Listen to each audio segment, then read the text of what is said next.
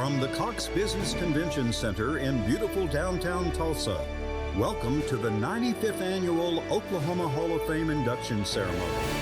Tonight, we celebrate the lives and accomplishments of 8 extraordinary Oklahomans with our state's single highest honor, induction to the Oklahoma Hall of Fame. The 2022 Oklahoma Hall of Fame honorees are Sue Ann Arnall, Bob Blackburn, Chet Cadieux, Patty Gasso, Roger Hardesty, Joy Harjo, Pamela McCauley, and Leon Russell. And now, please welcome to the stage, representing the great state of Oklahoma, Lieutenant Governor Matt Pinnell.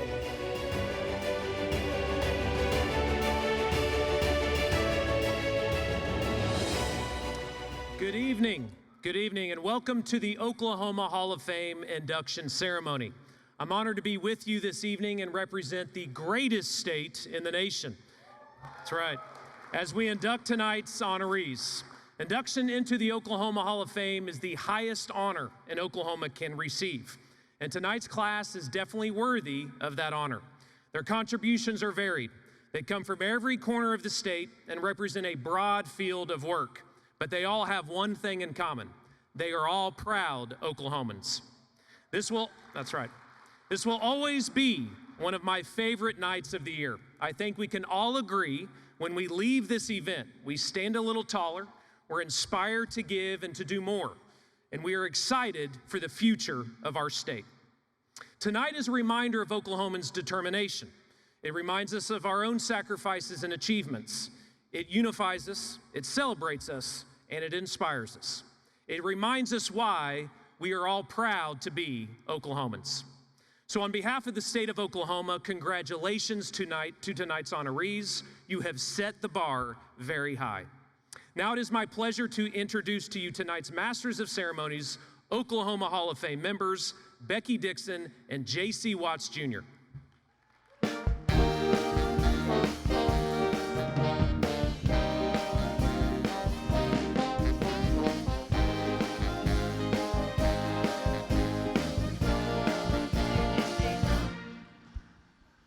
Thank you, Lieutenant Governor Pinnell.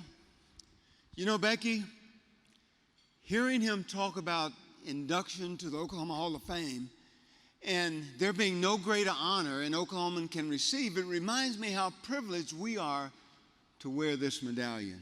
Very privileged indeed, JC. And I will always remember the night you were inducted in 2019. You gave this beautiful speech, but first Coach Switzer introduced you, and he seemed to remember every single moment and every single statistic of your incredible football career at OU. Boomer Sooner, right? Well, that's vintage Barry. I feel disrespectful calling him Barry. That's vintage Coach Switzer. Well, what about you? You know, Ree Drummond, I remember the pioneer woman herself, Ree Drummond, presenting you for induction. She was in awe of your breaking the glass ceiling for women in sports, broadcasting not just on a state stage, but on a national stage. And to think tonight's honorees are getting ready to experience the same thing. I said in my induction speech that night that having Ree as my presenter was like having icing on the cake, or so they would say in her world. Plus, with my family and friends there, it was the most magical night, and JC, I'm sure it's a night you and I will never forget. So let's get started. Let's do it. First, I want to introduce the Oklahoma Hall of Fame Orchestra under the direction of Jeff Kidwell.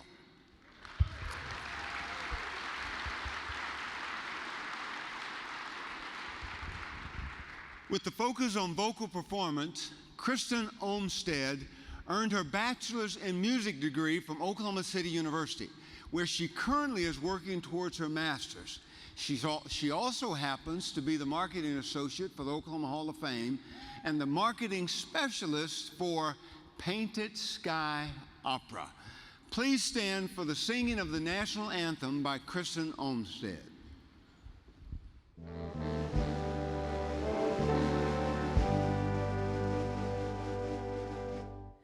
Oh, say, can you see by the dawn's early light what so proudly we hailed at the twilight's last gleaming, whose broad stripes and bright stars through the perilous fight o'er the ramparts we watched were so gallantly streaming, and the rockets reclaimed, the bombs bursting in air gave proof through the night that our flag was still there.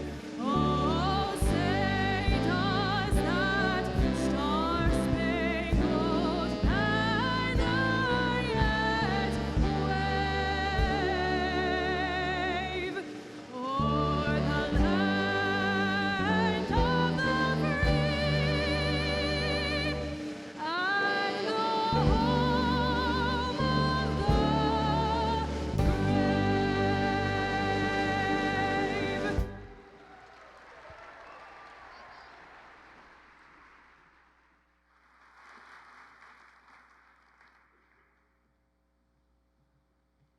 Thank you, Kristen. That was beautiful, and we'll look forward to seeing you a little later in the show.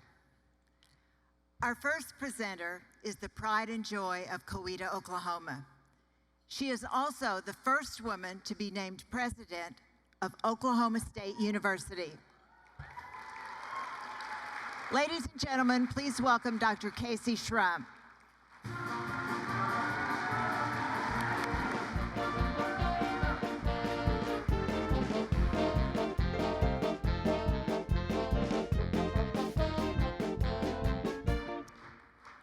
Good evening. It's a special honor for me to present my dear friend, Roger Hardesty, for induction into the Oklahoma Hall of Fame. While Roger is not an OSU alumnus, although he is a proud grandparent to OSU alumnus Connor Hardesty, we consider him a beloved member of the Cowboy family. Roger represents what OSU is all about: determination, hard work, grit, and service to humanity. At OSU, we have a set of principles and values we fondly refer to as the Cowboy Code. It is at the foundation of who we are and how we lead. The words that make up the Cowboy Code may be simple, but the concepts are aspirational and inspirational. Let me share with you a few excerpts from the Cowboy Code. We finish what we start. We stand for what matters, even if we stand alone. We end the day knowing we gave it everything we had. We know challenges come with pain, but pain will not win. We have a passion to do what's right, even if it's hard. Being a cowboy isn't in our clothes, it's in our character. And last but not least, we dream only as big as the sky. Roger embodies the Cowboy Code in every way.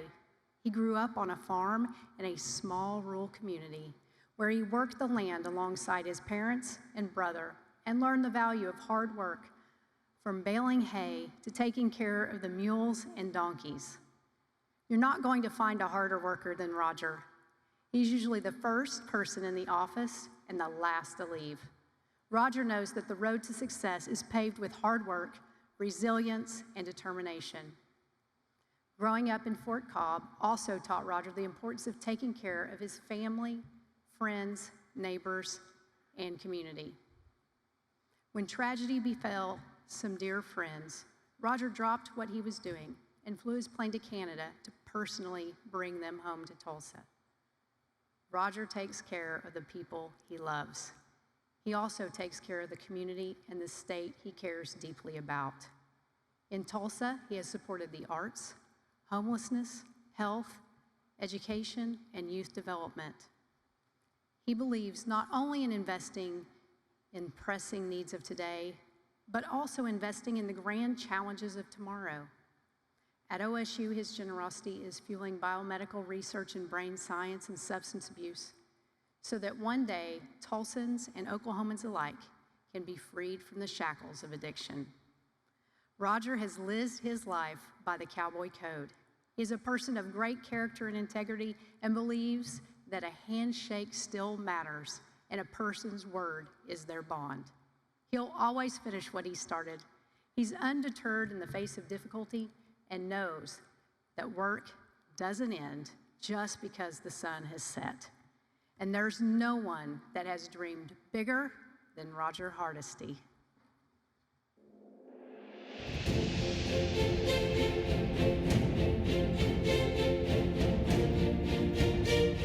From humble beginnings, Roger Hardesty was born in Fort Cobb, Oklahoma, and spent his early life working the family farm with parents Floyd and Ruby, and younger brother Butch, as well as caring for the boys' pet lion, Leo.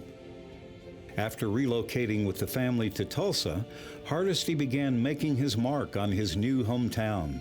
His concrete finishing business expanded to single-family homes, industrial buildings, commercial office buildings, retail centers, and multifamily housing units, earning him the Tulsa Apartment Association Hall of Fame Award. Hardesty, who was laying pipe underwater at age 14 and drove a milk route before he was old enough for a commercial license, was now founder and president of the Hardesty Company, one of the largest privately held real estate development firms in the nation. His entrepreneurial spirit also allowed him other business ventures, including Alliance Transportation and BizJet International. With a passion for flying, Hardesty earned his first rating in the mid-1950s. Today, he is founder and president of United States Aviation Company, logging more than 14,500 hours with 21 ratings and certifications. He currently pilots a Gulfstream G550, a Black Hawk helicopter, and a Carbon Cub. He has thrilled onlookers and passengers with acrobatics in his Stearman biplane, flying formation, and in air shows and television commercials. He has flown with record-setting test pilot Chuck Yeager and is known for flying diplomats, famous musicians and actors, politicians and astronauts, including John Glenn and his wife Annie. In 2005, the Hardesty Family Foundation was established. Their recent partnership with Oklahoma State University will be life-changing for individuals and families alike. What we try to do in the philanthropy is support an organization that can make change occur. We have a certain amount of the funds allocated to support the needy that need to eat and have shelter. But the real thrust is to an organization that a year from now or 2 years from now can show me the change that our donation has helped make, and that's where our big interest is. One of the most recent is the OSU biomedical imagery and research that we partnered with OSU to try to stamp out addiction, both alcohol and chemical. It's a real drag on this country. We need to do all we can to put an end to that. And we think we're on the right track with some chemical that can help get people away from the addiction. Among countless others receiving support, the Girl Scouts of Eastern Oklahoma gained a new headquarters. Students at the University of Tulsa have access to a new residence hall in the heart of the campus. And the Tulsa City County Library System's state-of-the-art Hardesty Regional Library has become a hub for the community. By Hardesty's side, since she wed him at age 16, has been his wife, Donna.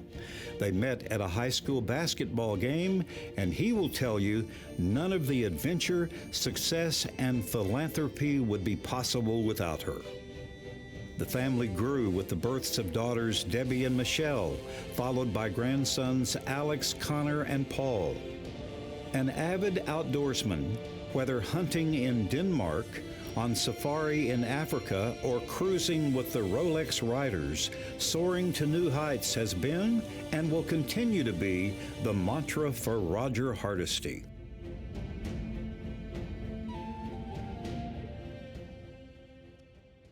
Roger Hardesty, at his core, is a cowboy gentleman, a cowboy businessman, a cowboy philanthropist, and he became a great-grandfather this week.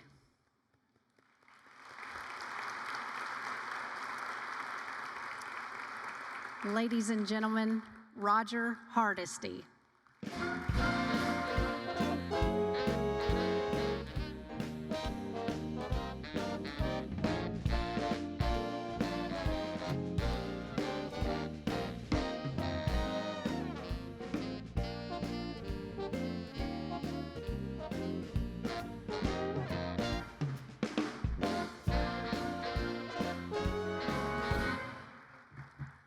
Thank you, President Shrum, for your friendship. I appreciate your kind words and agreeing to be here for me.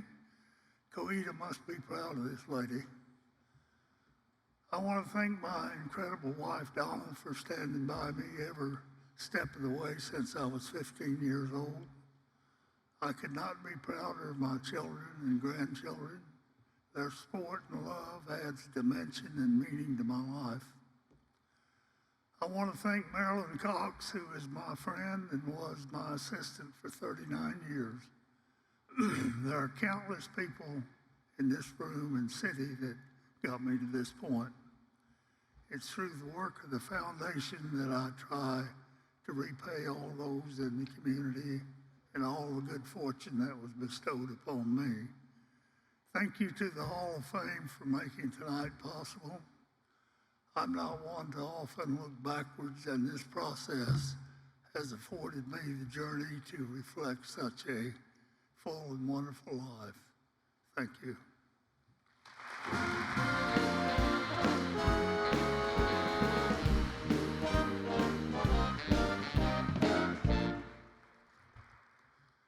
Dr. Shrum's attire totally designates who she's going to be rooting for on Saturday.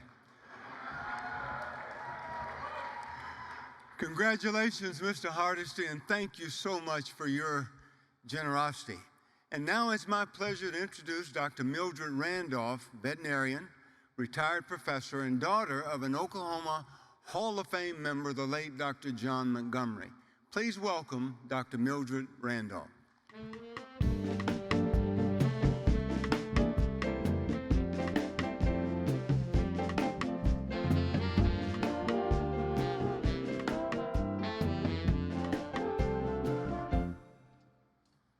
Good evening. You know, most of us look at things as they are and say, oh, why? But others dream big and say, why not? Well, no one has embraced, exemplified this quote more emphatically than Sue Ann Arnall. Her life has truly been a why not quest. Whether she was handling inequalities at the Howard Elementary School playground or being the champion of inclusiveness at Pansy Kid Junior High, she was deeply engaged in her own personal why not movement. You know, we grew up in a beautiful little small town with some wonderful people, but in spite of that, there were some well-established exclusionary practices. Where she could affect change, she did, but where she could not, she would simply remove herself from the situation and the people. Ultimately, Sue Ann has never been willing to compromise on doing the right thing. for the popular thing. But don't get me wrong. Yeah.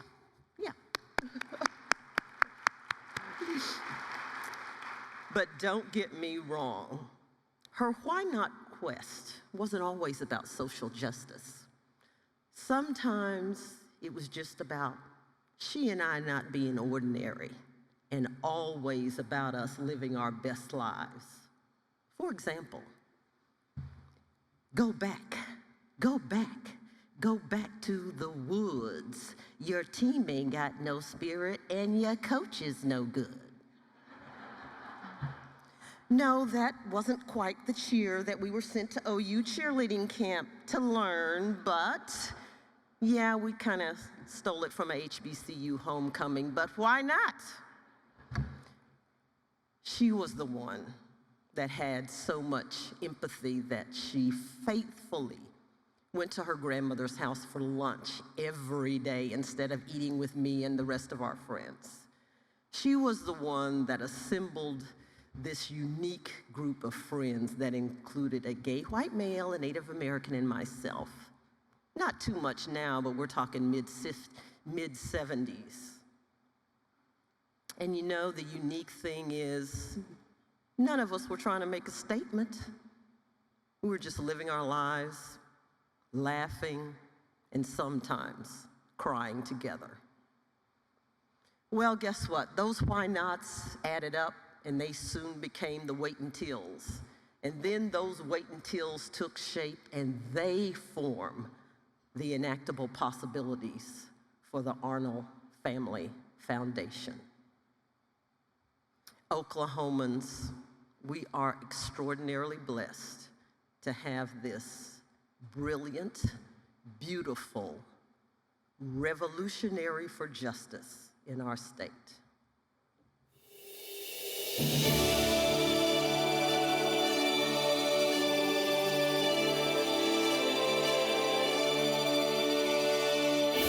Growing up in Poteau at the onset of the Civil Rights Movement provided for formative experiences that would guide the life work of Sue Ann Arnall. An accomplished saxophone player, she was named All-State in band before earning her economics and Juris Doctorate degrees. She then began building a distinguished career of professional and public service. After more than 3 decades in the corporate world, she founded the Arnall Family Foundation to create lasting transformative change through strategic investments and innovative partnerships. She is bringing together world leaders to discuss initiatives that are changing and saving lives, expanding successful reforms to social service systems from other states to Oklahoma, addressing transportation needs of individuals involved in the criminal justice system, and supporting parents whose children are in foster care through a transportation innovation grant to thwart transportation challenges, giving hope through mentorship opportunities for families through the Oklahoma Partner Program. The foundation created a women's community kitchen for the First Step Women's Recovery Program and funded building construction for Remerge to continue its pretrial diversion program serving mothers facing nonviolent felony offenses. With a soft spot for her four-legged friends, Arnall, through the Watershed Animal Fund, has been a longtime supporter of organizations caring for and bettering the lives of animals, including the Coalition for Tulsa Pets. She founded the Oklahoma County Diversion Hub, recognizing at the Wayfinders Gala community leaders who support the organization's mission of connecting justice-involved individuals with life-stabilizing resources and services to help them become contributing, responsible, and stable members of the community. Arnall regularly educates the public on incarceration and the misconceptions surrounding it. Incarcerating more people does not create public safety. It does the opposite. When a person's incarcerated beyond the amount of time for rehabilitation, it changes their chances when they get out of being able to have any kind of productive life. And So they're going to have to steal. They're going to have to commit crimes. They're going to have to run drugs. They're going to have to do something to survive, because it's even hard to get state benefits after a person has a felony or has been in prison. And we decrease their opportunities. A lot of employers are learning now that people who have been in prison or jail can be the very best employees, but the general public still doesn't understand that extreme punitive measures don't work. For its dedication to creating better lives for others, the Foundation's honors include the Community Partner Award from the Oklahoma County Drug Court and the John and Berta Fayrex Community Builder Award from United Way of Central Oklahoma. Arnall's personal recognitions are vast and diverse, with induction into the Oklahoma Women's Hall of Fame and the Lifetime Achievement Award from Oklahoma City University's Minders School of Business. Although Arnall has donated more than $200 million, she will tell you there is still much work to be done. Her achievements are immeasurable, none greater than motherhood and family. Daughters Hillary and Jane are her greatest blessing, and she welcomed son-in-law Tom in 2014. Traveling with those she loves the most, experiencing new adventures, time in the saddle, and nurturing a friendship that has spanned more than 50 years. These are the things that fill the heart for Sue and Arnall.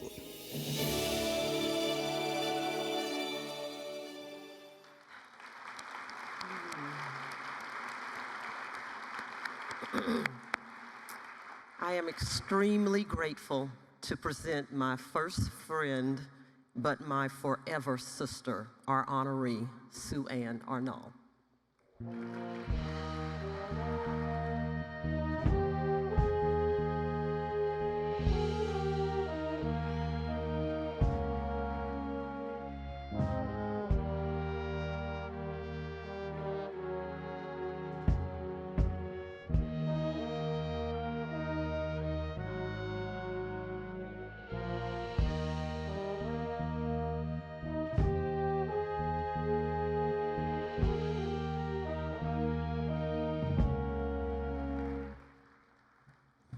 Okay, Mildred and I are both crying now. This is tough. Thanks, Mildred. Thanks for everything. Thanks for your friendship, for sharing your family, your parents. And it's been 60 years. We met on the playground when we were 6 years old. So, and I'm 66, Mildred's still, I think, 40 or something. Anyway, I'm so happy to share this evening with you guys. And they're incredibly wonderful people here, friends, family. I'd like to congratulate my fellow honorees and thank the Oklahoma Hall of Fame for this wonderful event and letting me be a part of it. I'm grateful to have my family with me here tonight. My daughter Hillary, she is my very favorite. And Jane, who I love the most. And I'm so proud of you both. I get it mixed up sometimes, but I also get their names mixed up, so they understand that. You two have become wonderful women. You're strong, beautiful, and getting to see you grow up and find your own way in the world has been truly my greatest joy. And I'm also grateful for the partners they've chosen. Thank you to Jane's husband, Tom, Hillary's partner, Maru, and for the newest addition, I thank Jane and Tom especially, my G-son. That is, we're boomer, or anyway, baby boomer, G-speak for G-son, grandson. I'm a grandmother, but I call myself a G-mom. Anyway, I am also truly fortunate to have found a partner and lifelong companion who helps me be my best self. Thank you, Steve. Thank you for being you.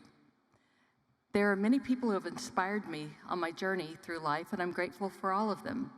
Especially I have another favorite, and that's my brother, my only brother, but he is also my favorite brother.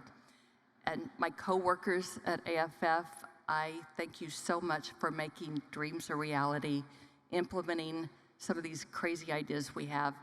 And my Rabbi Goldman, he's my spiritual mentor. I appreciate you very much. I also thank Judy Love, who recommended me for this honor. Even though it's kind of uncomfortable for me to accept it because there's so much to do, and I know that I've only barely tapped the surface, but I'm not giving up. In its history, Oklahoma has seen a great number of injustices. From its designation as the landing point for those who survived the Trail of Tears, only for the land to be stolen from them in a land run, to be in a place where descendants of slaves sought to build a better future that was then hindered by the Jim Crow laws. We continue to fight against the inequities in our state. The ripple effect of these past injustices we now see reflected in the high incarceration rate, and this impacts our historically under-resourced communities. Our past is complicated, but it should not be forgotten. The challenges change.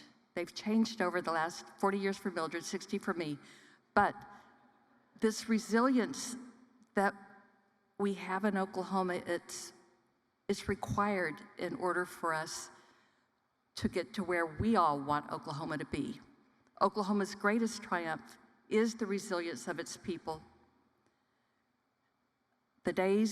Some days the work is extremely difficult, but each day I'm grateful for a new opportunity to change the course for the future. So tonight I thank you for this great honor, and tomorrow I plan to get back to work, and I hope you all will too. Thanks.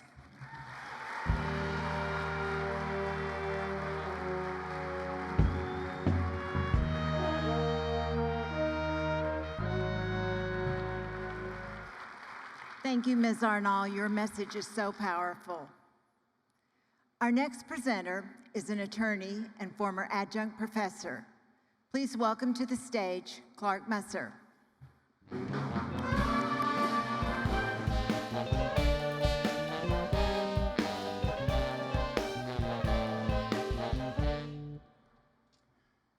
Dr. Bob Blackburn, as the executive director of the Oklahoma Historical Society for more than 2 decades, transformed the way we learn and thus appreciate our state's colorful history. And as a result, interest in Oklahoma has increased exponentially, as well as an increased focus on the mission of the Oklahoma Historical Society, which begs the question, what is that mission? The mission of the Historical Society is to preserve our history, not so much for us, but for the generations that follow us. How can one person have such a profound impact on the historiography of our great state? There are 3 attributes that best capture the genius of this extraordinary public servant. First of all, Dr. Bob is a gifted teacher. Every year, throughout his career with the Historical Society, he traversed our state, some weeks 2 or 3 times, large and small. He captivated the audiences with his verbal pictures of our shared story. But Dr. Bob's gifts were never limited to the spoken word. Dr. Bob's an author. He has written more than 26 books, each one giving us insight into the men, the women, and the events that have shaped Oklahoma. Second, Dr. Bob is a builder. He's the rarest of builders. He is both visionary and he is supremely practical. Dr. Bob's visions became reality. His long-range vision for the improvement and the development of the Historical Society's museums, its collections, and its programs was grounded on a principle of leadership that Dr. Bob describes as collaborative leadership. In doing so, Dr. Bob earned the confidence and thus the trust of his colleagues and elected officials, regardless of political party, regardless of ideology, as well as private donors. Thanks to Dr. Bob, we have such iconic museums as OK Pop right here in Tulsa, which is a work in progress. We have the History Center in Oklahoma City. We have the Route 66 Museum in Clinton, as well as other museums peppered all across the state. And thanks to Dr. Bob, we now have thousands, yes, thousands of invaluable collections. Third, and perhaps above all, Dr. Bob is a devoted family man, as you'll see in the video. And that word family, with all its precious connotations, aptly describes our honorees' level of commitment to all Oklahomans, every Oklahoman, regardless of race or tribe or religion, regardless of gender or ethnicity.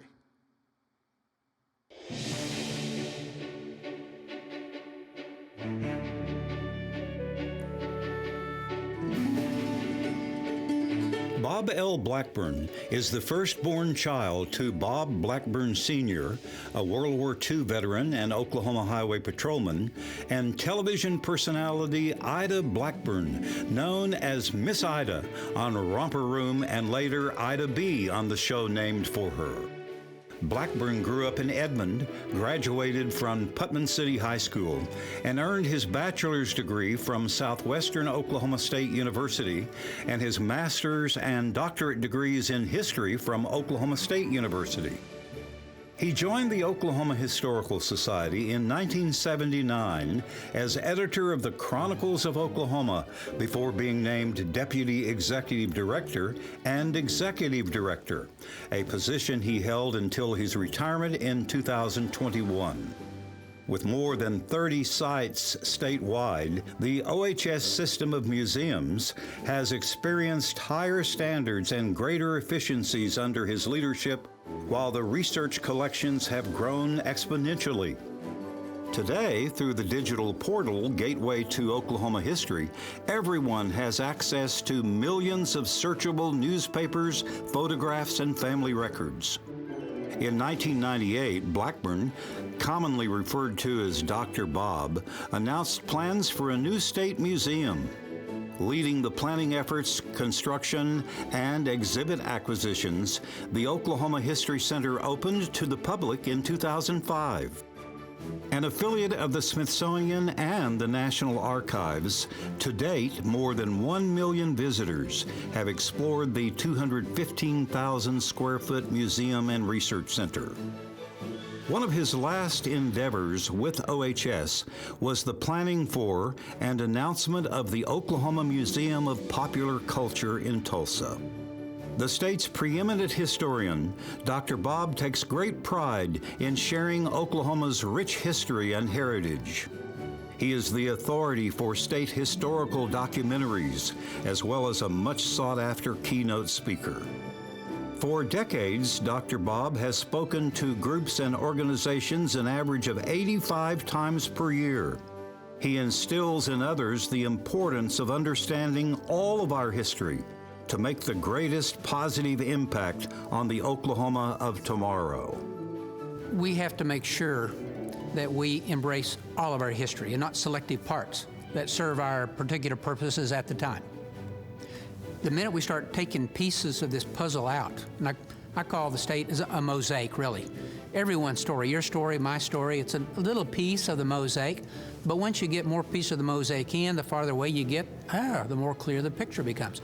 The minute you start taking pieces of it out because it's not happy history, and it's not something we're necessarily proud of, but then you can't connect the dots. You start losing the focus on the real story. And then we lose the ability to learn from our history. So in terms of tribal sovereignty today and state relationship, tribal relationship with federal relationship with local governments, if you don't understand the story of the assault on tribal sovereignty, there's no way to understand the resurrection of tribal sovereignty. There's no way to understand today dealing with Americans, Indians' resentment unless you understand the story of their grandparents whose land was taken away because they didn't understand contracts, or they thought that that money for a wagon might make the difference in their children's lives forever, not understanding that really the land was that first opportunity to break the cycle of poverty. They did not have the cultural baggage to make that decision. Without understanding all of that, we can't make good decisions today. Through partnerships and advocacy, Dr. Bob has lent a helping hand to projects outside the orbit of the OHS, ranging from preservation of the Skirvin Hotel and a redesign of the Zinc Ranch Museum to the rebirth of the Oklahoma Military Academy Museum and the creation of the National Park Service's Battle of the Ouachita National Monument. The author of more than 25 books, the first published while he was still in graduate school, Dr. Bob continues to enjoy research and writing in retirement. His extensive career and deep sense of community have provided him with friendships to last a lifetime. If you ask Dr. Bob what his greatest achievement is, he will tell you it is his family. With wife Debbie, a former teacher, nonprofit CEO, and state legislator, they are proud parents of son Bo and daughter-in-law Tori. And Dr. Bob is thrilled with his new title, Papa, given to him by grandsons Bodie and Waylon. Educator, historian, and public servant, Dr. Bob L. Blackburn.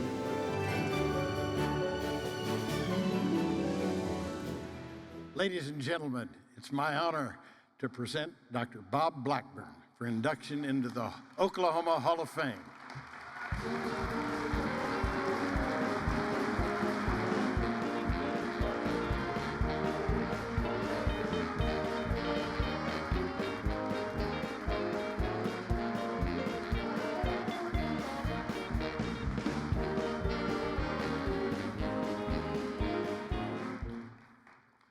Thank you, Clark. You're our generous friend and a gifted speaker. I also want to thank the members of the Oklahoma Hall of Fame Selection Committee for an honor I share with the other inductees tonight, as well as with all of the Oklahomans who have been honored since 1927. As a historian, I know we stand on the shoulders of those who came before us.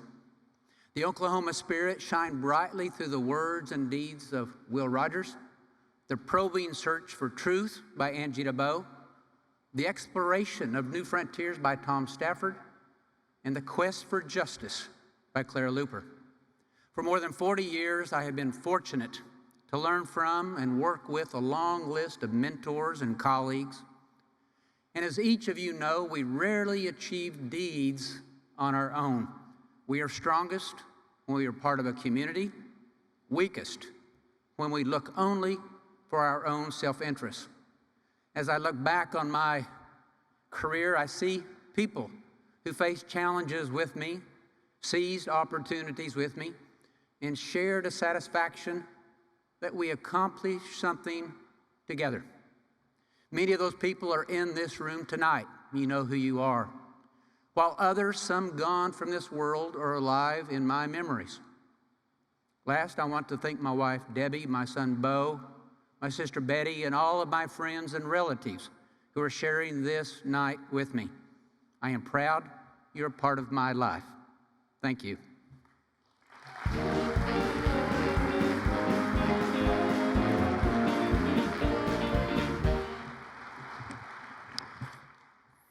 40 years ago, Dr. Bob would have been known as a walking encyclopedia on Oklahoma history. Today, he's known as a walking Google on Oklahoma history. Congratulations, Dr. Bob. Your commitment to our history has enhanced the pride we all feel as Oklahomans. A retired educator, arguably one of the toughest and most important jobs. But please welcome Sandra Bennett-Williams to introduce our next honoree.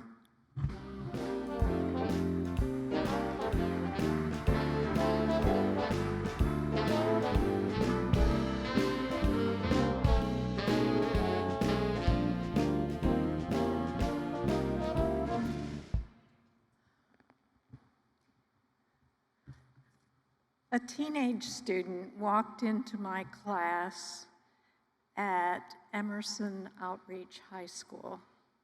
Her name was Pamela. She was very unsure of her future and was trying to face the reality that a baby was growing inside her. One day she told me that as a teen mom, her life plans were over and that she used to want to be a doctor.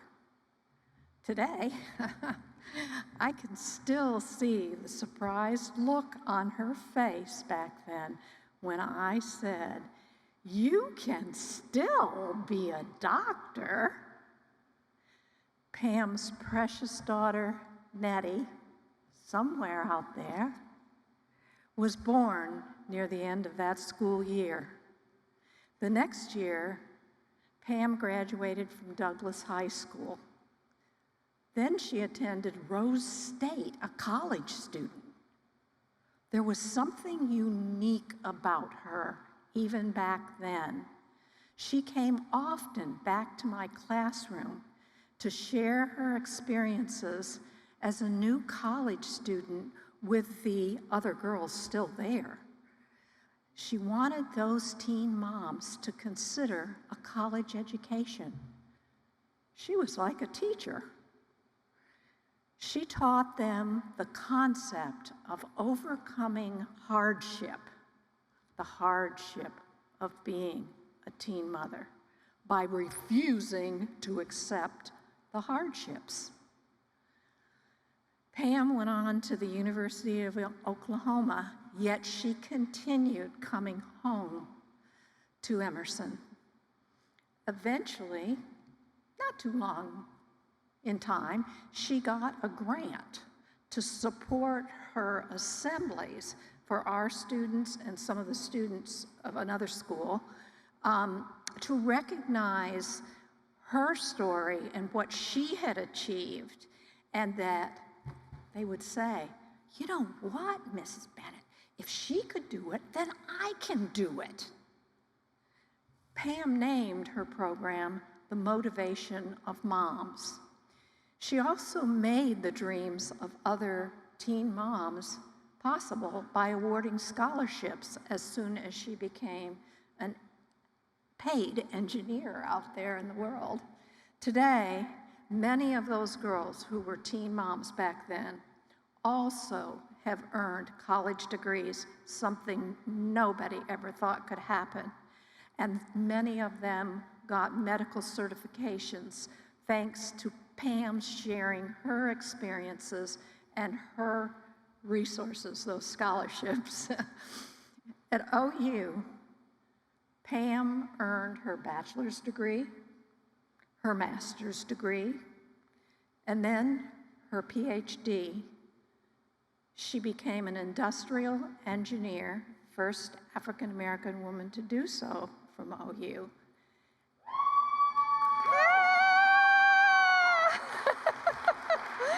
And guess what? Today she is a doctor of engineering. So,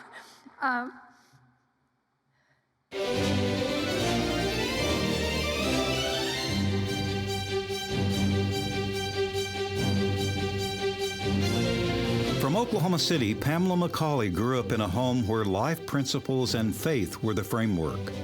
A cheerleader at Wood Junior High School, she enjoyed team sports, attended Douglas High School, and during her teen pregnancy, Emerson Alternative School. Graduating at the age of 16, she earned her associate's degree from Rose State College before graduating with bachelor's, master's, and doctorate degrees from the University of Oklahoma, the first African-American woman to earn an engineering PhD in the state. Oklahoma's own hidden figure, McCauley began doing arithmetic operations as a child while looking at license plates. Today, she is a world-renowned industrial engineer, educator, entrepreneur, and researcher in the fields of ergonomics and biomechanics. Through her private firm, she often is called upon for her expertise. A much sought-after speaker, her leadership, diversity, innovation, and STEM-related keynotes are representative of her more than 100 published works, including an internationally recognized ergonomics textbook. As an award-winning educator, her recognitions include being named the Black Engineer of the Year for Educational Leadership and the Women of Color Technologist of the Year.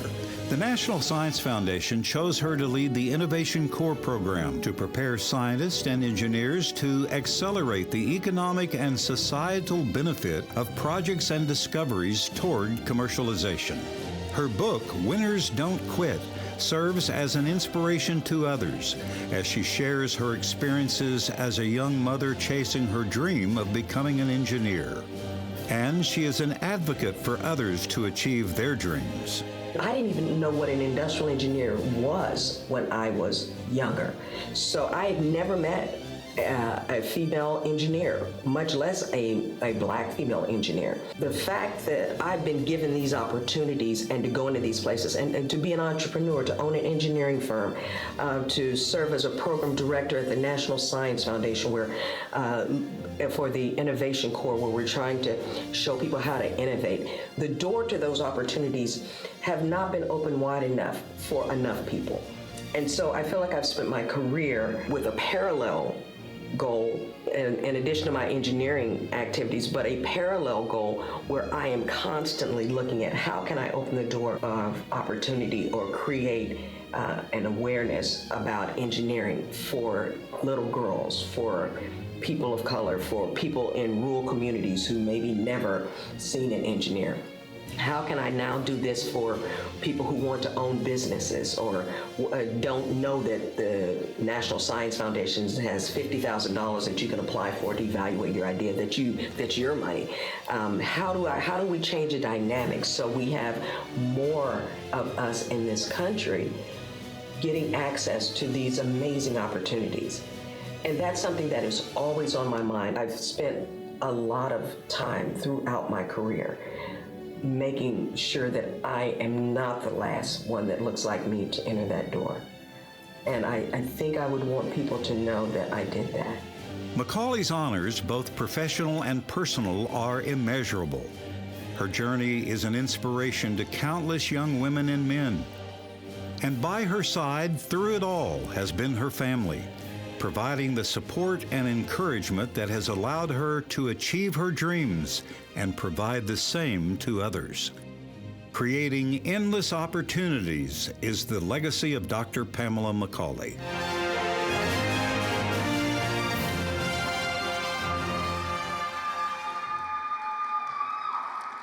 Ladies and gentlemen, I'm pleased to present my student and friend, Dr. Pamela McCauley, for induction into the Oklahoma Hall of Fame.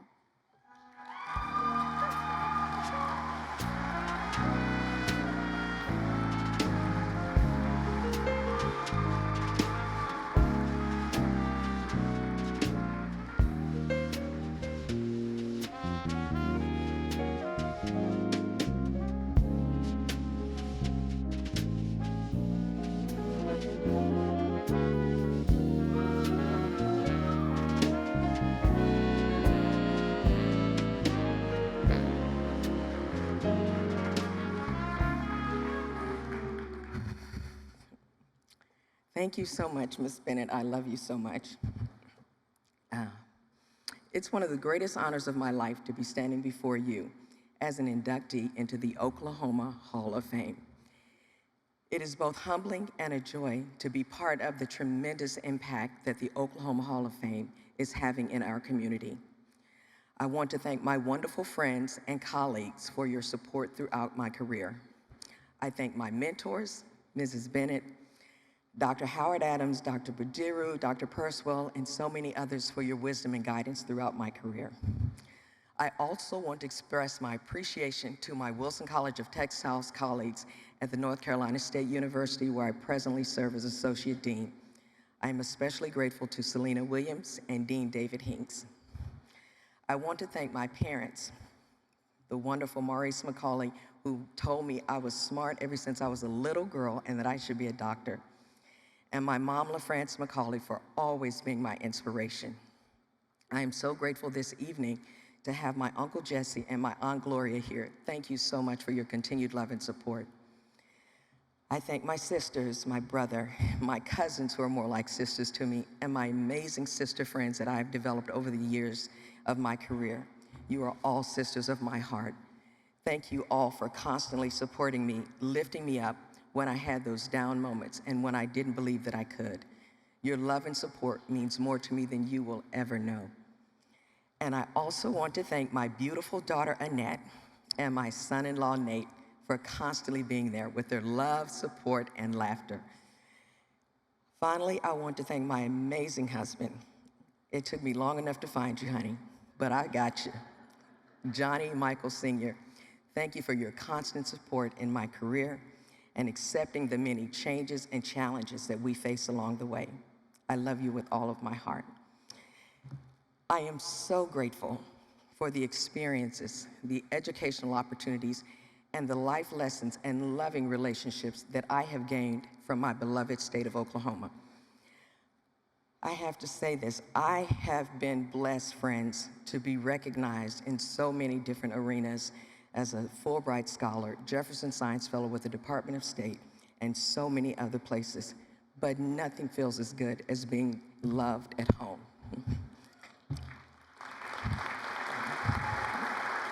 Thank you.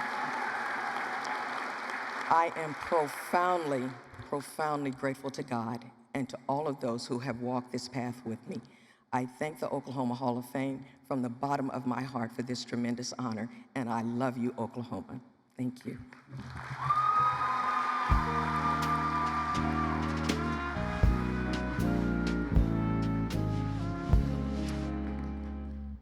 Congratulations, Dr. McCauley, and thank you for reminding us to never stop dreaming, never quit, never give up, never give in. As a member of the Oklahoma Hall of Fame's Board of Directors year-round, I have the privilege of witnessing the impact our programming has on its visitors, visitors of all ages across our great state. The Gaylord Pickens is one of the avenues through which our programming is delivered. With more than 40 days of free family programming, the Oklahoma Hall of Fame is enhancing what is being taught in the classroom, providing curriculum to satisfy state requirements in a range of subjects for homeschool families and creating engaging experiences for thousands of visitors annually. Let's hear from a few of those Oklahomans we've served.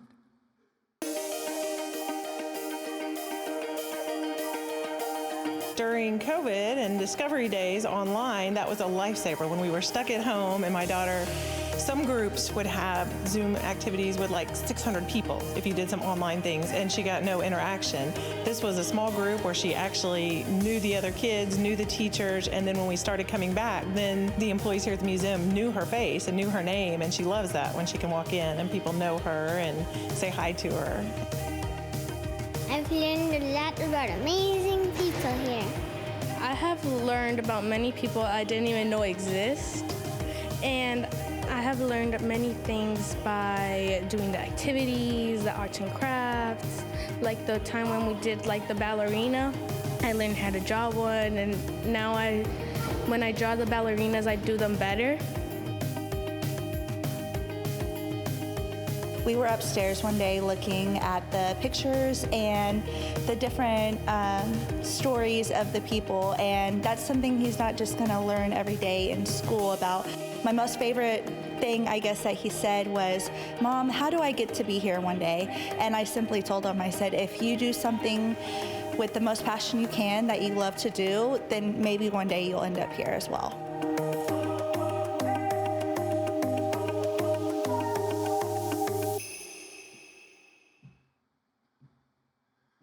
The Oklahoma Hall of Fame is, yes, you can applaud.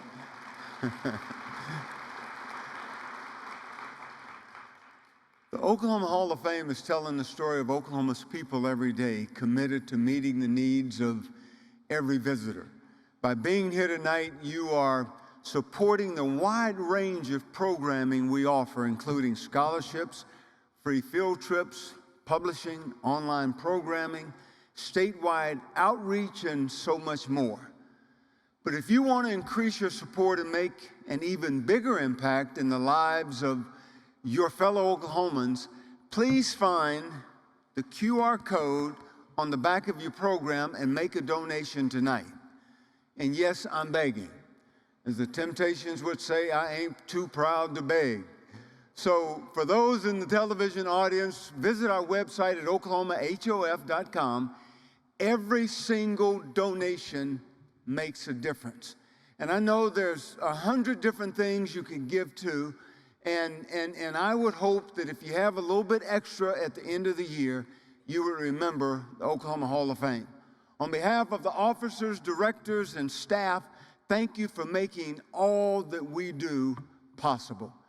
Becky, would you like to introduce our next honoree? JC, I'm happy to. And I'm proud to announce that our posthumous inductee for the 2022 Oklahoma Hall of Fame is none other than the legendary Leon Russell of Tulsa.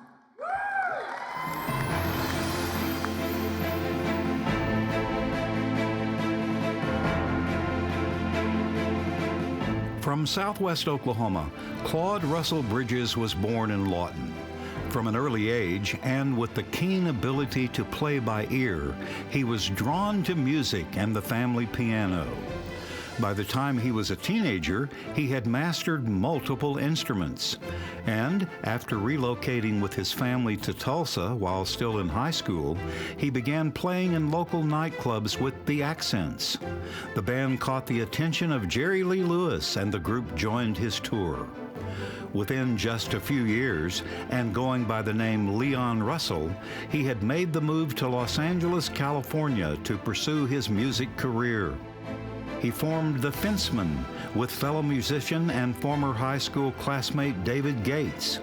As one of the most sought-after session musicians in the business, Russell became a member of an elite studio group.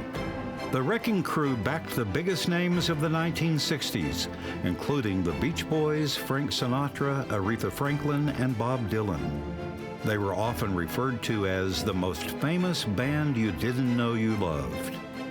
During 1964, Russell appeared multiple times on Shindig, ABC's variety show featuring entertainers from all musical genres.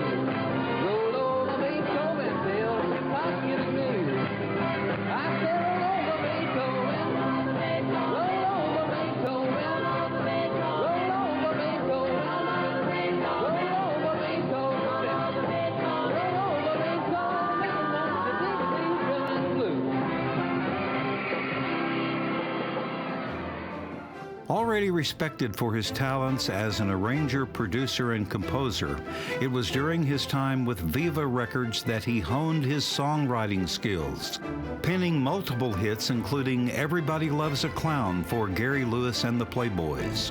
In 1969, he co-founded Shelter Records, and the debut was Russell's album Leon, featuring the hits A Song for You and Delta Lady.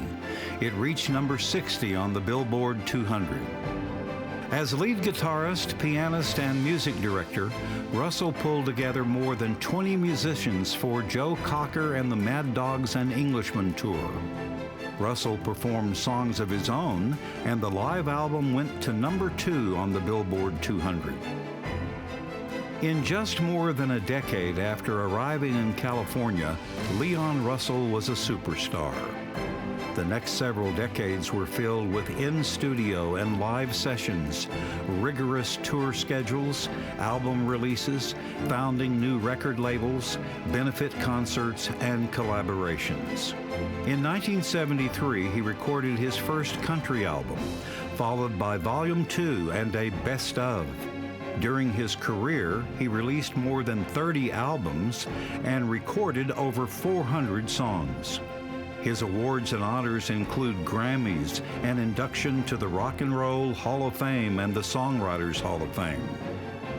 This Masquerade is the only song to hit number 1 on the jazz, pop, and rhythm and blues charts.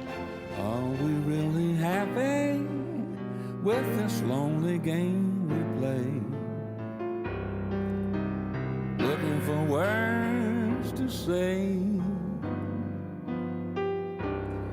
searching but not finding understanding anyway. We're lost in this masquerade. Both afraid to say we're just too far away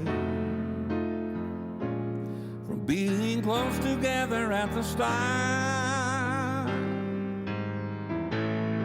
We tried to talk it over, but the words got in the way.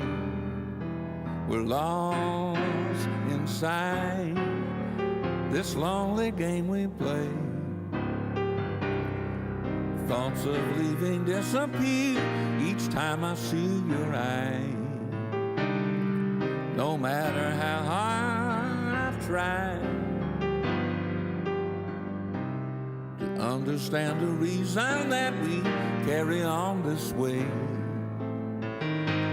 We're lost in this masquerade.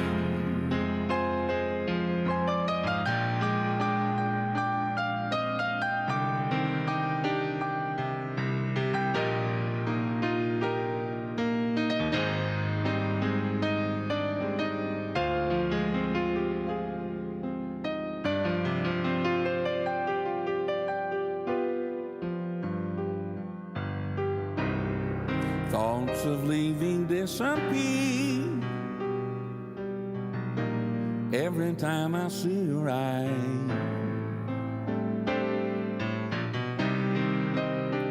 No matter how hard I try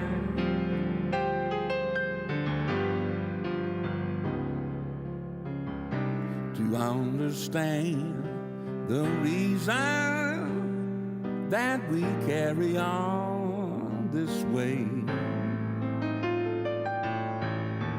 We're lost in this masquerade.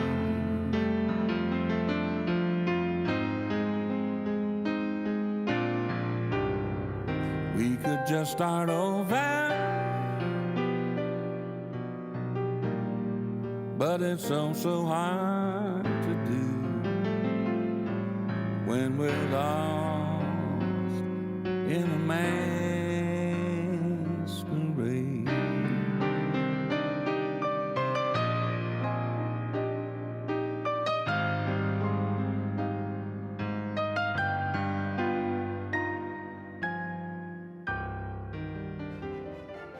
Russell's legacy is the Church Studio, now listed on the National Register of Historic Places.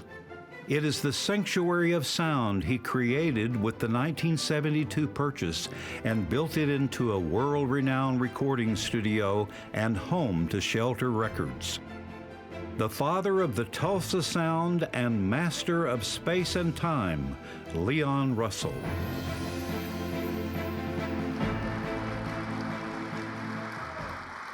His legacy lives on, doesn't it? Accepting the honor tonight on behalf of the Russell family is Jim Halsey, a 2015 inductee into the Oklahoma Hall of Fame himself.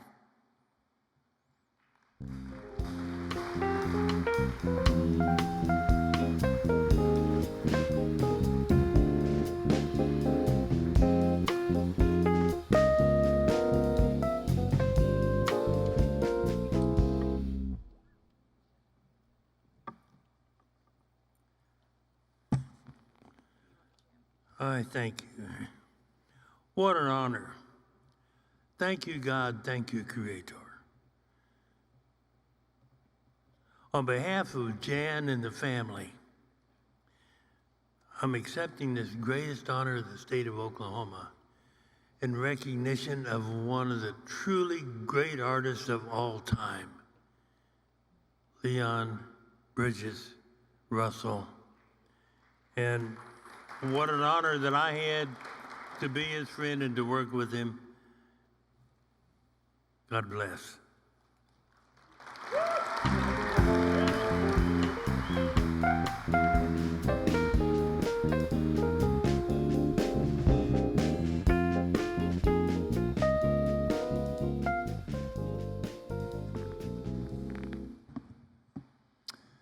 Thank you, Mr. Halsey, for representing the Russell family here this evening. Our next presenter is Chief David W. Hill, Principal Chief of the Muscogee Creek Nation. Ladies and gentlemen, Chief Hill.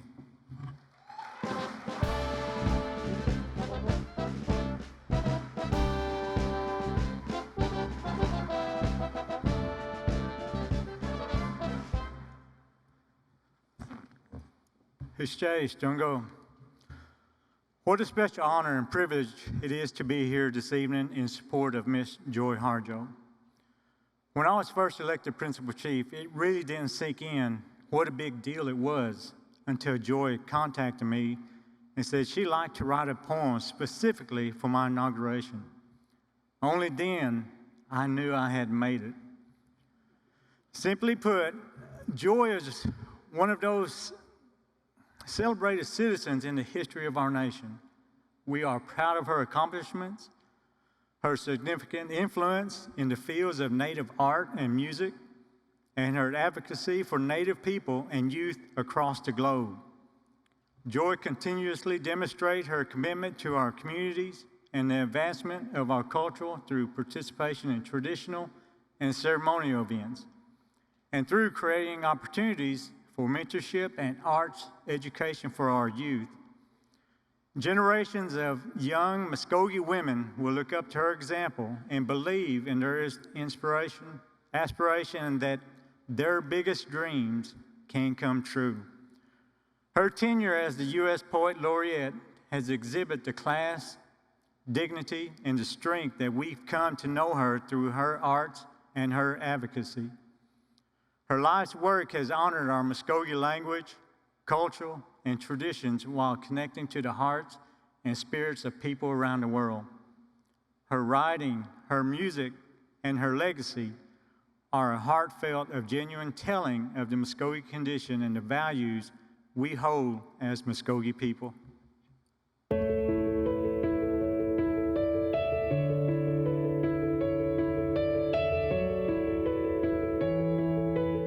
A member of the Muscogee Creek Nation, Joy Harjo grew up in Tulsa, where she attended local schools before enrolling at the Institute of American Indian Arts in Santa Fe, New Mexico for high school, where she joined one of the first all-native drama and dance troupes and traveled the Pacific Northwest with the Deep Roots Tall Cedar Show.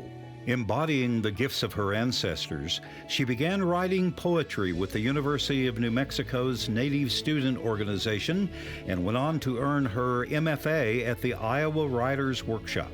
To date, Harjo has released more than a dozen award-winning poetry collections, memoirs, plays, children's books, and anthologies. Her numerous awards include the Academy of American Poets Leadership Award, NEA and Guggenheim Fellowships, PEN USA Literary and American Book Awards, and a Tulsa Artist Fellowship. As a musician and performer, She has produced multiple albums. Winding Through the Milky Way earned her a NAMI for Best Female Artist of the Year. She enjoys playing the saxophone and flute and jamming with bands and other musicians. Regardless of the medium or environment, Harjo is constantly searching for the answers to the questions surrounding life, love, and spirituality, always willing to share her findings and thoughts with others. I think that's what artists do. I think artists are always rooting around and searching around in the land of why, those questions. As artists, we don't really answer the question. We explore the question. Like Leon Russell with his music. He wasn't saying this is the definitive. He's saying this is the realm in which I'm moving with others, and it's a really cool realm to hang out in. And like everybody else, we are trying to figure out what we're doing here, how we got here, why, how, and where we're going. Because artists are usually at the forefront of where we might be going. And that's why it's really important to have an open society that is respectful of other people's and other ways of thinking and being. In June 2019, Harjo was named the 23rd Poet Laureate Consultant in Poetry to the Library of Congress, the first Native American and the first Oklahoman to hold the distinction. Appointed to 2 additional terms, her signature project, Living Nations, Living Words, featured the works of 47 Native Nations poets through an interactive story map and audio collection, in addition to an educator's guide and a companion anthology. Harjo continues to preserve and celebrate the stories of fellow Natives, including as Chancellor of the Academy of American Poets, Chair of the Native Arts and Culture Foundation, and as Artist in Residence at the Bob Dylan Center. A mother, grandmother, great-grandmother, and wife, Harjo resides in her hometown with husband Owen Sepulpa. Championing the art of poetry, soul talk as she calls it, fuels the days and dreams of Joy Harjo.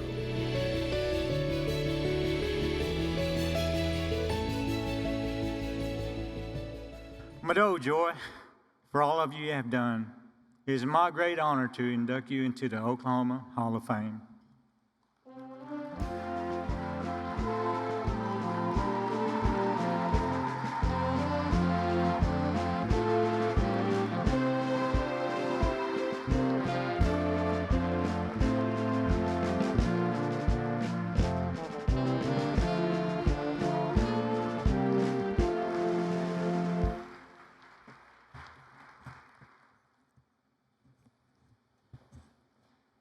Wow. This is quite an honor, and I want to say thank you to the Oklahoma Hall of Fame and to the community. And I think my favorite part of this is hearing everyone else's stories. Anyway, I'm so honored to be, it's my home community and to be of this place named Oklahoma. Oklahoma is a word that sings. Within the word are open vowels that allow breath, rivers, and winds to flow through this 4-syllable word. Oklahoma is a promise of opportunity, and we are joined together. We're all relatives here. We're joined by the beauty here, the gifts, and the struggle. Each of us contributes to this story of this very complicated history of this state, these lands that we share. We are Ganajaga. We are Mother Earth. It is through the arts that I found my way. In the Tulsa public schools of my youth, we had arts education. Education was considered important and was generously funded. The arts were an essential part of all of our education. We all studied and created art, music, and theater. Because of this support, we students felt valued and knew that we were important to the community. We mattered. In childhood, I was surrounded by the Muskogee art of my relatives who were painters, inspired by the country swing musicians who jammed at our house with my mother. Arts education in the public school built mental muscle and fed our spirits, and consequently the spirit of our community. This has taught me about the longer view. It is from these beginnings that we root and emerge to create a healthy society, one in which imagination can flourish, where diversity of culture and thought thrives. I'm not up here to tell my story, rather to inspire as others have inspired me, and I don't stand here alone. I'm a convergence of ancestral lines and stories. Some of these relatives are helpful, even from the other side. Some are rascals who like to cause trouble. And I want to acknowledge there are so many guardians, teachers, relatives, helpers, sharers of knowledge, my children, grandchildren, great-grandchildren. They are all our children. That's what the old people used to tell us. They are all our children. Friends, I'm so blessed to have friends here. I want to acknowledge the artists, the poets, the musicians who carry it forth, especially those from Oklahoma. I don't have time to name all of them, but I want to say especially thank you to the caretakers of this honor. Mado, to my husband, Owen Sepulpa, who helped me bring it all home, to my sister who's here, to my Muskogee people, who are my greatest inspiration. Mado, thank you so much for this, bringing me into this family.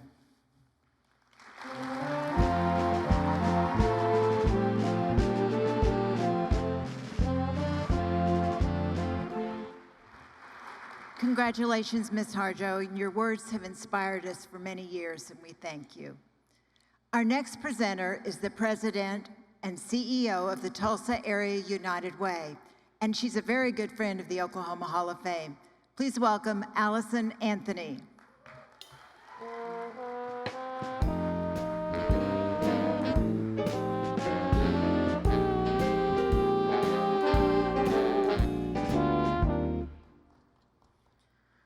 Chet Kadieux loves auto racing and snow skiing.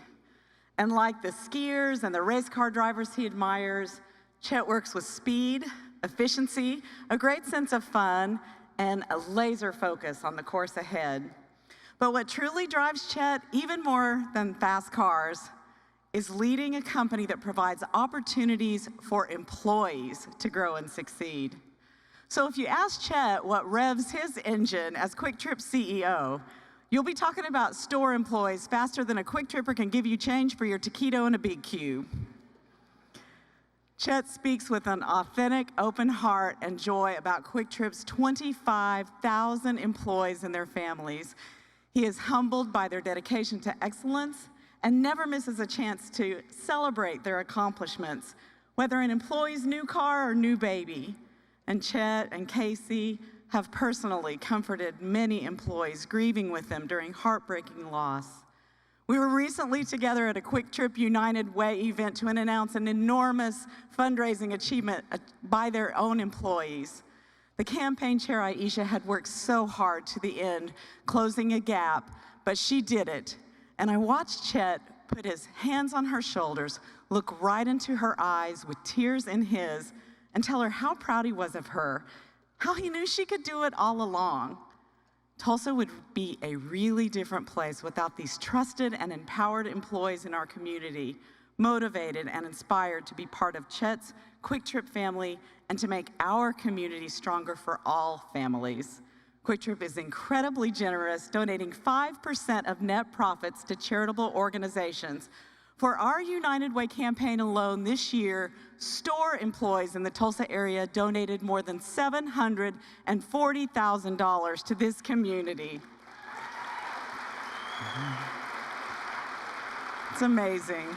So when I'm in a store, I thank their employees who usually say, hey, Quick Trip gave me an opportunity. I hope this gives a chance to people who might not have had one. No wonder one of our own United Way employees this Halloween dressed up like a Quick Trip superhero.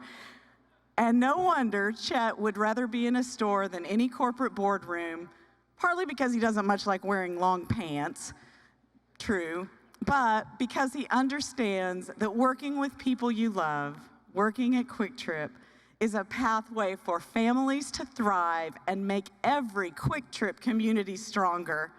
So Chet, sometimes superheroes drive fast cars and wear shorts instead of tights.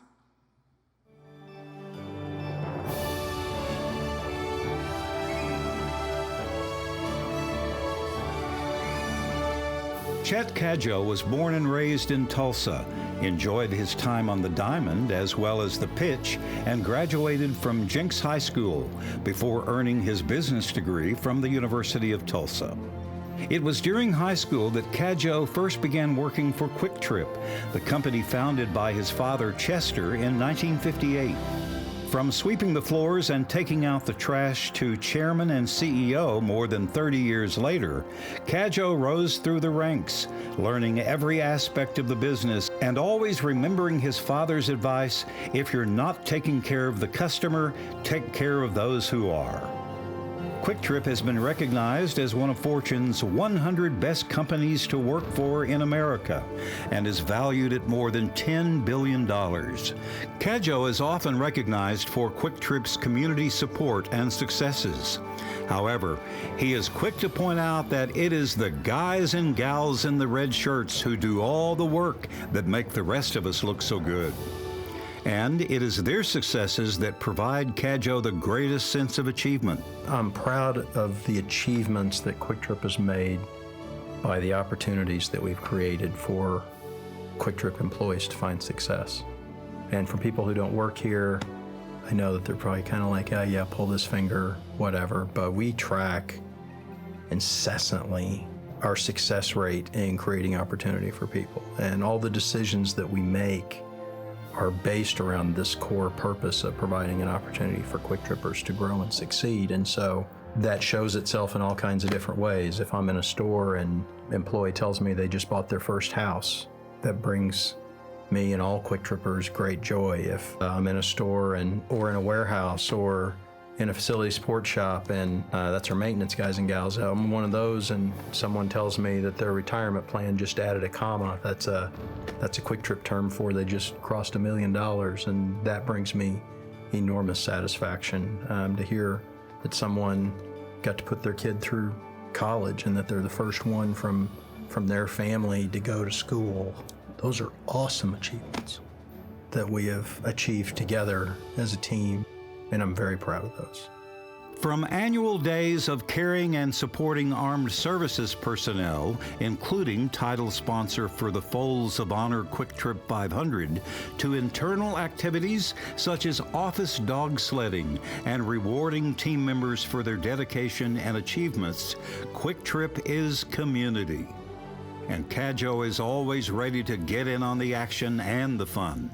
With a strong appreciation for the outdoors, he does not shy away from adventure, especially when it includes family.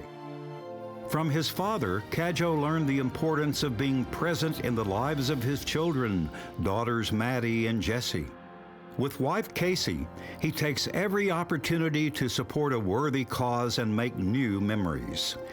Family comes in all forms and fashions, making it life's greatest reward for Chet Kadieux.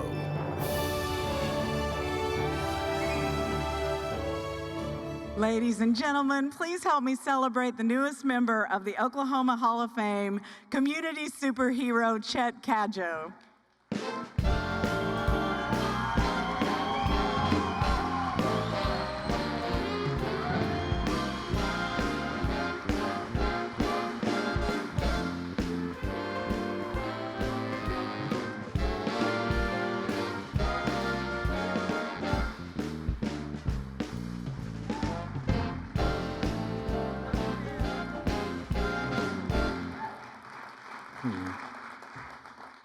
Thank you. I don't know a lot, but I know a couple of things. I know that it's smart to open by thanking your wife, especially when she's a redhead, so I'm going to do that. Kayse, thank you for getting dressed up tonight. I hate it too. We'll go to Whataburger later, okay, honey? All right. Second thing I know is that this award really, this honor isn't really about me. Anybody who knows me at all knows that I'm accepting this honor, not for myself, but on behalf of the amazing, amazing employees of QT. I'm proud of those guys and gals.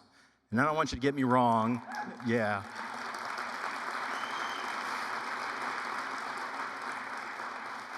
I don't want you to get me wrong. I like myself a lot, but I know that I've been chosen for induction into the Oklahoma Hall of Fame due to the amazing accomplishments of Quick Trip Corporation, which means that this award is really all about my dad and the amazing people that he brought together to create our company. I'll be honest, I wanted to bring all of my employees to the dinner tonight, but they assured me that I wasn't allowed to bring 25,000 of my best friends, and so a few of them are here tonight. The Quick Trippers who are here in the crowd, I'd love for you guys to stand up just for a second. Stand up.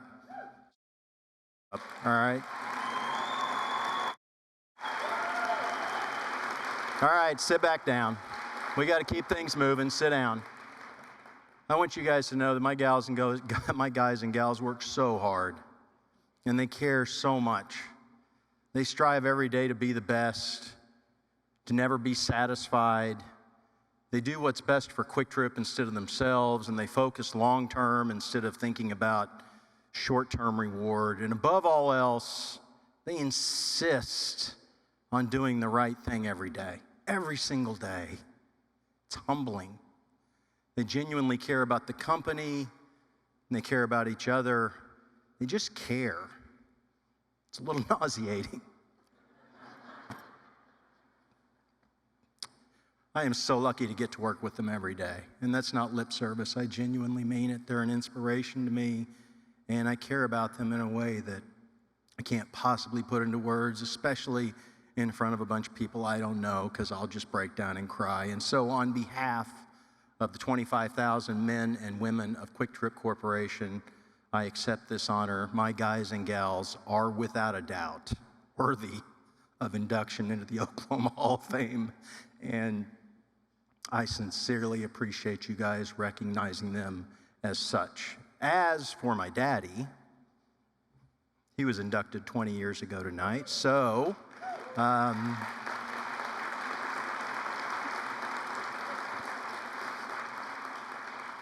congrats, Dad, you got inducted again, and that's pretty cool. Thank you very much.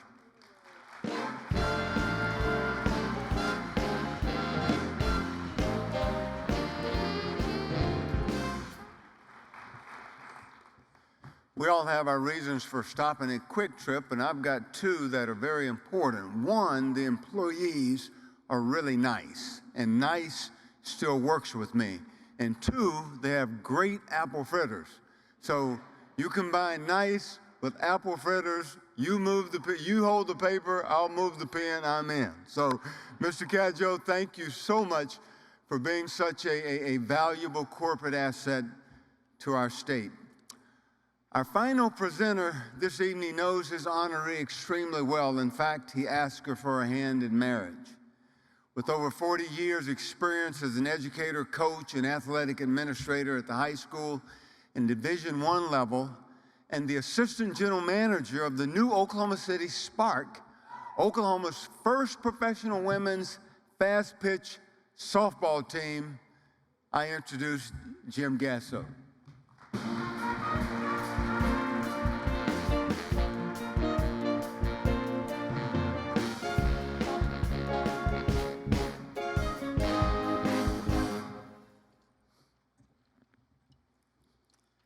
In the fall of 1982, my eyes came across Patty in my last semester of college while attending Long Beach State University.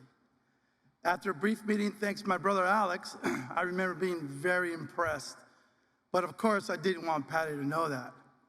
The next morning, I'm sitting in class, and as class is about to begin, I see Patty Freilich walk through the doors, and I was mesmerized that she was in my class, and I didn't even know it. Fast forward to 40 years later, number one, we're still married. We have 2 great sons and 4 heavenly blessings as grandchildren and 2 great, great daughter-in-laws. I've had the pleasure of witnessing Patty go from a young girl to a confident, God-fearing woman and a leader.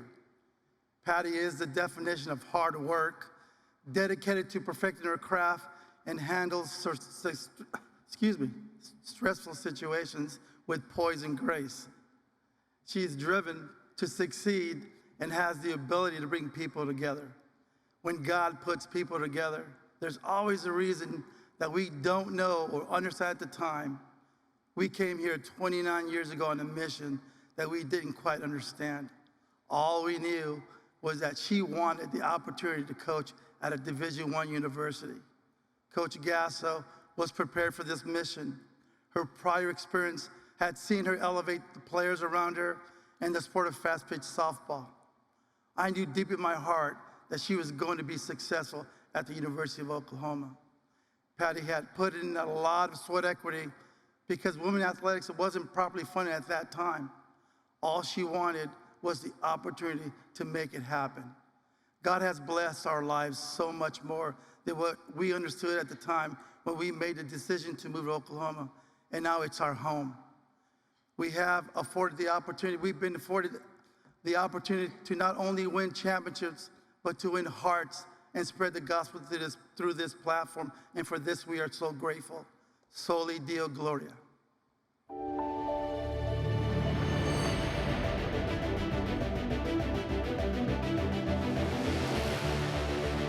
Patty Gasso grew up alongside her older brother and younger sister in a single-parent home in Torrance, California. From a young age, she shared a love for sports with her mother. After school and on weekends, she spent most of her time at the park next to her childhood home. It was there that her passion as a player, combined with the keen ability to teach others at a young age, set in motion a career that would break and set records in collegiate sports. A standout player at El Camino College, following graduation, she began coaching the sport she loves, first at the high school level and then as head coach at Long Beach City College. After attending the Women's College World Series as a fan, Oklahoma came calling, and she accepted the position as head coach for the University of Oklahoma Sooners. With husband Jim, son JT, and while pregnant with son DJ, the Gassos moved to Oklahoma for the 1995 season. More than 25 seasons later, Gasso's leadership and talent for player development have made OU's softball program a national powerhouse. The 2022 national championship win was the 6th for Gasso and the Sooners, one of only 3 programs in NCAA history to win more than 2 national titles.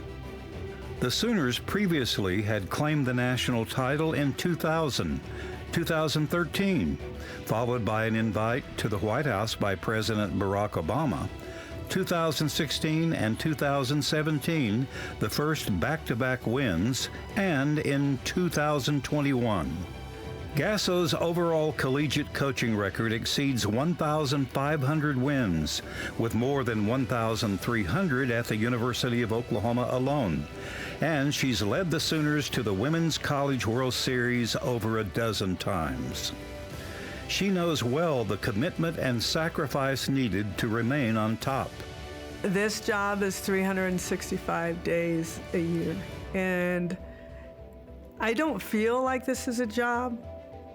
My family feels like it's a job because I'm away from them significantly, but I try to keep them included in everything that we're doing.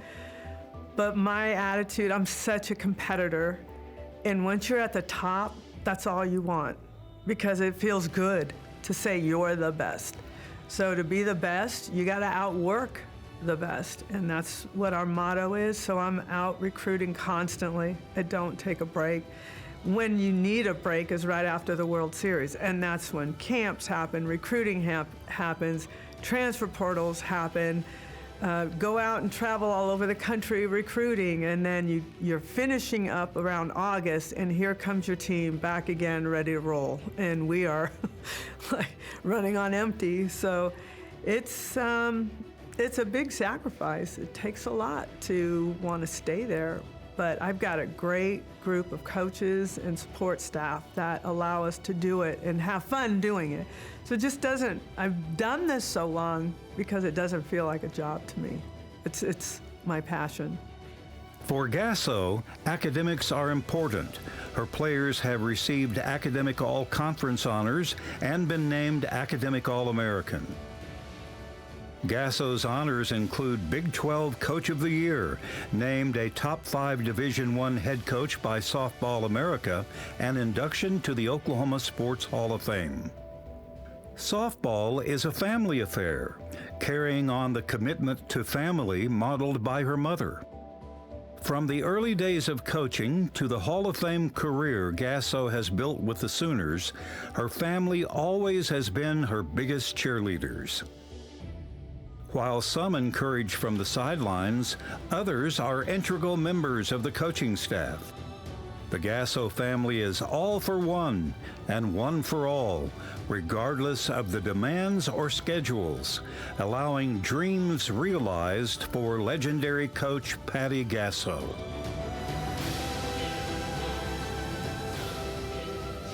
It is my honor to present to you this evening my wife, the mother of our children, and your favorite softball coach, Patty Gasso.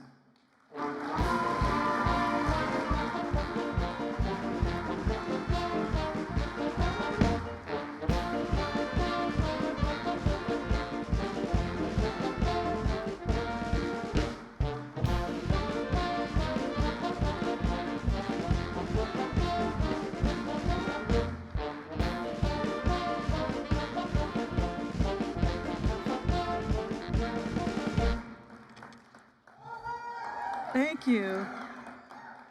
A love letter, a kiss, and a hug. Hey, let's go. Let's do this tomorrow. How did he not know I was in his class either? I don't get that. I was in his class sitting right in front of him, but I'm glad he found me finally. This moment is surreal. To think a woman, a softball coach from California, would be inducted into the Oklahoma Hall of Fame is just overwhelming. I'm truly humbled. And thank you, Oklahoma Hall of Fame Committee, for this distinguished honor. And it has been a pleasure meeting all the other inductees. I really appreciate them giving me their time and letting me get to know them. When our family made the move from California to Oklahoma, we thought it was the Beverly Hillbillies in reverse. We put our trust in the Lord, we took the leap, and 29 years later, my husband is training young softball athletes in his own facility, and both our sons, JT and DJ, are coaching Division I softball. It's good to know that JT and DJ were watching and listening and now following part of where my path has taken me. We've truly been blessed, and we have learned that those West Coast stereotypes of Oklahoma were greatly mistaken. When I reflect on my career at the University of Oklahoma, my thoughts always turn to the loving and gifted people around me. Thank you to my husband for encouraging me, guiding me, keeping me grounded. Thank you to my 2 sons who are here tonight for allowing me to be a mother and a college coach, which is extremely difficult. Thank you to my assistant coaches who committed to push this program to elite status. Thank you to Jackie Livingston, my right-hand woman and longtime director of operations. Thank you to President David Boren for hiring me 29 years ago, to President Joe Harris for supporting me, and Athletic Director Joe Castiglione for believing in me. And most of all, thanks to all of the athletes who have given us this incredible run. I've had the privilege of working with elite female athletes who are also incredible people, and sometimes their story gets lost in softball. But the success of this program was built on their championship mindset, their passionate work ethic, and commitment to excellence. They start as girls in our program, and they transform to women, which is one of the things I care about the most. In each one of them have an absolute place in my heart. I could not imagine that I would be here coaching for 29 years, but the love I have for this mission of empowering young women keeps me passionate and eager every day on the fields. I'm still hitting fungo, so I'm hanging in there. I'm living the dream, family, 4 grandkids, opportunity to represent OU and the great state of Oklahoma. Thank you, Lord, for making me an Okie. Thank you. And finally, I would say to my friends out there, Boomer!